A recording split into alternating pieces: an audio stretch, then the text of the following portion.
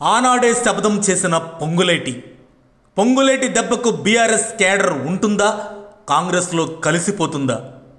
శపథం నెరవేర్చుకుంటున్న పొంగులేటి. బీఆర్ఎస్ అధినేత కేసీఆర్ కాదు పో అన్నాడు, చీకొట్టాడు. చివరకు బీఆర్ఎస్ వర్కింగ్ ప్రెసిడెంట్ కేటీఆర్ మాట్లాడినా లాభం లేదు. కేటీఆర్ మధ్యలో వచ్చి అధినేత కేసీఆర్కు సదరు నేతకు మధ్య రాయభారం నడిపాడు. అయినా లాభం లేదు. చివరకు కేసీఆర్తో డి అంటే డి అని శపథం చేసి మరీ బీఆర్ఎస్ పార్టీ నుంచి బయటకు వచ్చి నేడు బీఆర్ఎస్కు చుక్కలు చూపిస్తున్నాడు. ముఖ్యమంత్రి రేవంత్ రెడ్డి వ్యూహాన్ని పక్కాగా అమలు చేస్తూ ప్రతీకారం తీర్చుకుంటున్నాడు. ఇంతకు వారు ఎవరు అని ఆలోచిస్తున్నారా? అవును, మీరు అనుకుంటున్నదే కరెక్ట్. ఆయనే మంత్రి పొంగులేటి శ్రీనివాసరెడ్డి. ఖమ్మం జిల్లా బీఆర్ఎస్ గ్రూప్ రాజకీయాలతో విసిగి వేసారి కేసీఆర్ చేసిన ఎన్నో అవమానాలతో బీఆర్ఎస్ పార్టీ నుంచి బయటకు వచ్చారు పొంగులేటి. వస్తూనే కేసీఆర్ ఒకటి గుర్తుపెట్టుకో, నీ అని అహంభావంతో విర్రవీగుతున్నావు. నీ బీఆర్ఎస్ ఎమ్మెల్యేలను ఖమ్మం జిల్లా నుండి ఒక్కరిని కూడా అసెంబ్లీ గేటు తాకనివ్వను అంటూ ఆనాడే శపథం చేశారు.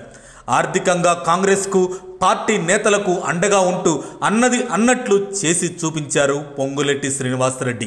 అంతటితో ఆగకుండా కొత్తగా కొలువుదీరిన రేవంత్ రెడ్డి సర్కారులో బీఆర్ఎస్కు నిద్రలేని రాత్రులు చూపిస్తున్నారు.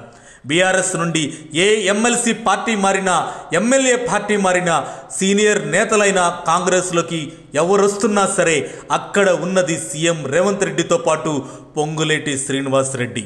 వీరు ఇరువురు పక్కా వ్యూహాలను అమలు చేసి బీఆర్ఎస్కు తెలియకుండా ముందే జాగ్రత్త పడి నేతలతో సంప్రదింపులు చేసి పార్టీలో చేరే వరకు దగ్గరే ఉంటున్నారు.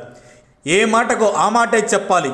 కానీ మా సారు కేసీఆర్ సారు పొంగులేటి విషయంలో ఆనాడే కాస్త వెనక్కి తగ్గి ఉంటే, లేదా ఈ విషయంలో గులాబీ దళపతి కేసీఆర్ కనీసం కొడుకు కేటీఆర్ మాటైనా విని ఉంటే నేడు ఈ పరిస్థితి వచ్చి ఉండేది కాదని సాక్షాత్ బీఆర్ఎస్ క్యాడరే ఫీల్ అవుతుంది అని బీఆర్ఎస్ పార్టీ వర్గాల్లో వినిపిస్తున్నాయి.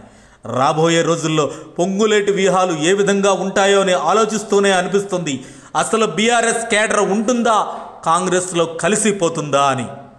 మరిన్ని అప్డేట్స్ కోసం మా కాయ్ టీవీని సబ్స్క్రైబ్ చేసుకోండి. మా వీడియో కనుక మీకు నచ్చినట్లయితే లైక్ చేయండి, షేర్ చేయండి. మీ విలువైన అభిప్రాయాలను కామెంట్ బాక్స్లో తెలియజేయండి.